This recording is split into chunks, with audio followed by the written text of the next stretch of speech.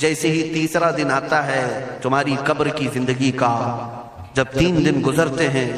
تمہاری ناک کے ذریعے سے پیٹ کی چیزیں باہر آنے لگتی ہیں، ناک اور منہ سے نکلنے لگتی ہیں، اور 40 دن تو بہت دور کی بات ہے۔ جسموں کا خیال کرتے ہو، میں تمہیں بتاتا ہوں اس جسم کی حیثیت کیا ہے، یہ جو چمڑی ہے اس کی حیثیت کیا ہے، یہ جو گوشت پوست ہمارے جسموں پر ہے اس کی حیثیت کیا ہے پتہ ہے تمہیں؟ اس کو سجانے کے لیے عورتیں 2-2 گھنٹہ شیشے کے پاس کھڑے ہو کر میک اپ کرتی رہیں۔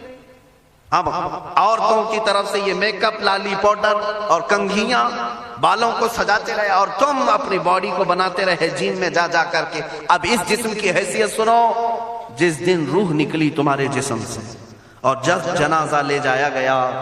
قبر میں تمہارے سب سے عزیز لوگ رکھ کر کے آتے ہیں، تختیاں قبر کی بند کر کے آتے ہیں، اتنی چھوٹی قبر کہ کروٹ لینے کی بھی جگہ نہیں ہوتی، ہاتھ پھیلانے کی بھی جگہ نہیں ہوتی۔ آج اپنے پلنگ پر سو کر کے دیکھو، کسی کا ہاتھ ٹچ ہو رہا ہے تو نیند نہیں آتی، لیکن قبر میں اتنی تاریک جگہ پر، چھوٹی سی جگہ پر، تنگ جگہ پر چھوڑ دیا جاتا ہے کہ مردہ کروٹ بھی نہیں لے پاتا، پھر پلس اس کو اوپر سے نیچے سے پیٹ سے باندھ کر کے رکھ دیا جاتا ہے۔ تمہیں پتا ہے اب حکماں نے جو لکھا ہے وہ سنو بزرگوں نے،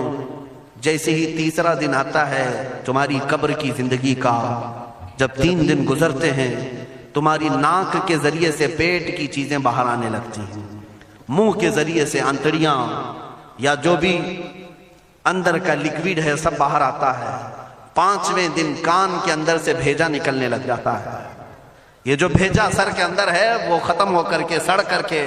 پیپ کی شکل میں کانوں سے باہر آنے لگ جاتا ہے، ناک اور منہ سے پیٹ کی چیزیں، کلیجہ خون بن جاتا ہے، دیگر چیزیں سب کان اور ناک اور منہ سے نکلنے لگتی ہیں، اور 40 دن تو بہت دور کی بات ہے، 8ویں دن اس کا پیٹ پھٹ جاتا ہے، پیٹ پھولتے پھولتے پھٹ جاتا ہے، اور جیسی پیٹ پھٹتا ہے قبر میں کیڑے پیدا کیے جاتے ہیں۔ تم 1000 کوشش کر لو لیکن وہ کیڑے اسی کے لیے پیدا ہی کیے جاتے ہیں، ان کی غذا ہے، وہ ناک سے نکلا ہوا گودا،